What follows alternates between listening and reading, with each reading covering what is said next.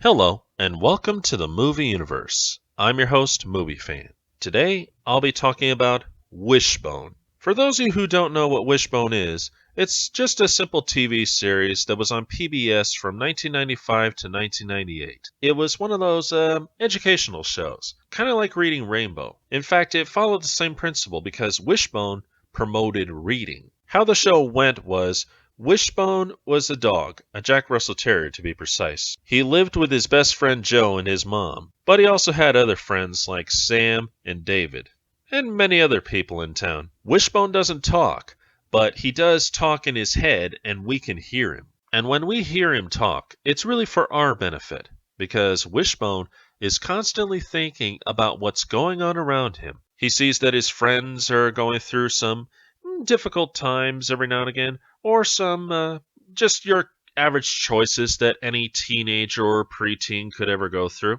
You know, like school, friends, family, all that sort of thing. And every one of these things always seemed a little familiar, like the story from a book. And whenever these events would come up, there would be a story that Wishbone would technically read to us. And he would be the main star, most of the time anyway, because there were a few episodes that he couldn't really do the part because it would have been too hard or too complicated. And throughout the show, we would bounce back between what's going on in the story and what's going on with Wishbone and his friends. And many of the parts did coincide with themselves, and that was the whole idea of the show, that both stories would coincide, therefore it would be like, just like reading the book. And he covered a lot of books. I mean, he covered great classics like The Prince and the Pauper, Rip Van Winkle, Hunchback of Notre Dame, even Robin Hood and Anansi. And Wishbone became so popular that they even sold books at your local bookstore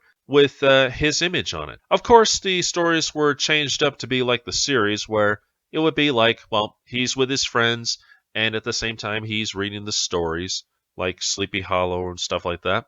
It was a great show that did a lot to promote reading.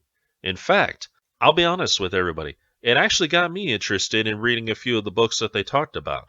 I remember one in particular, The Journey to the West. That was one that after I saw Wishbone, I knew I had to look that book up. And I did, and it's quite a story. But I'll talk about that some other time. But the point is, that's what Wishbone was all about. The idea was to promote reading, and it did a great job. It didn't last for too long. It went from 1995 to 1998. In such a short period of time, I guess it grew kind of stale, and, what more could you do? Plus, not to mention, PBS had a lot going on back then, so it makes sense that sooner or later, the show just ended. However, these days, you can actually find it on YouTube, on DVDs. There's even a few VHS tapes floating around out there. So if you ever get the chance to look this up, I think you should. You might like it. And most importantly, show it to your kids. They'll love it. This is Movie Fan, signing off.